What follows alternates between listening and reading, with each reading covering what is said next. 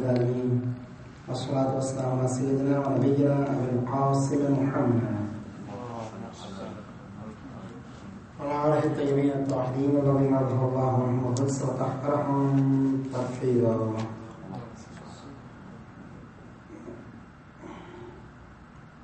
We're going to talk today about the reasons that we see so much difference in various tafsir. If the Quran is the same, why the tafsir is not the same? The Quran is the same, why the tafsir is not the same? First of all, let me go to what's called tafsir al-mathur or tafsir al-manqul. By that I mean a tafsir that is completely based on either other parts of Quran or from the pronouncements of the Prophet ﷺ in explaining Quran, or from what companions of the Prophet have said that they heard the Prophet talking about Quran. In other words, it's based on all, whether that is from Allah subhanahu wa ta'ala, from the Quran itself, whether it's from the Prophet, Hadith, or whether it's from Ashab al-Tabi'in. Now, built in this is a sign of dissent. Why? Because as far as the Hadith itself is concerned, there are various opinions regarding the authenticity of the Hadith, regarding the reliability of the narrators, regarding context of the Hadith itself. It's not something that's universal. In other words, there are those who would take one hadith to be correct and accurate, and still those who would say the same hadith is not correct and accurate because of this and this, because of these reasons. So that's one problem. For example, you have a tradition regarding Mawla, isn't it?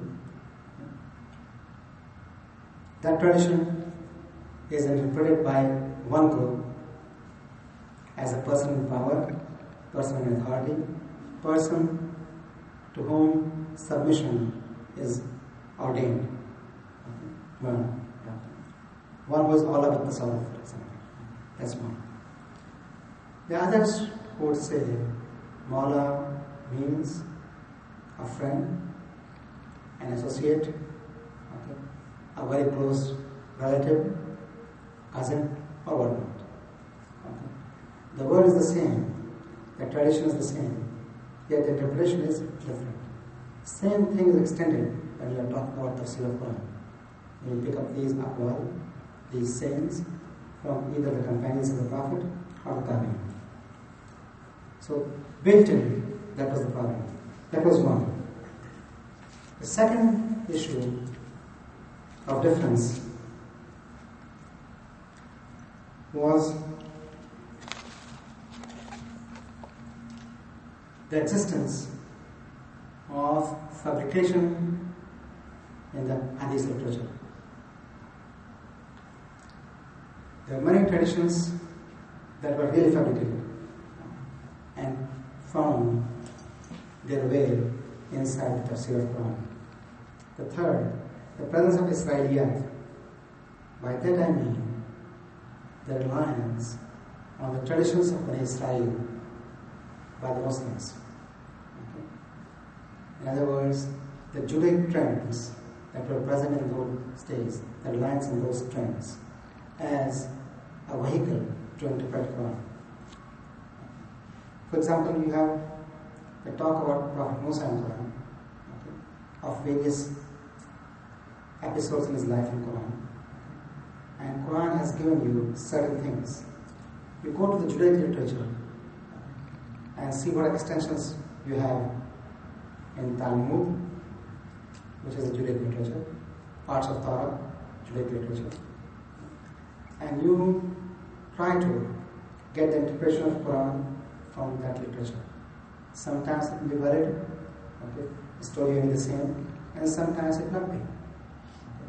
But if you bank on Israeliyat as the source, you are bound to make a mistake somewhere down the road, because we know that what was revealed to Prophet Musa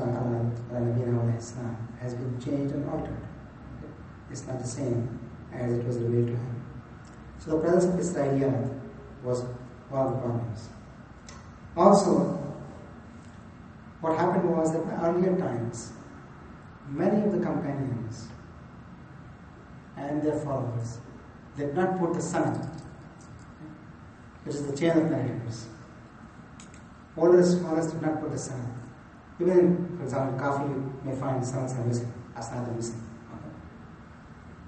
Now, you don't know where Mr. X has taken the narration from.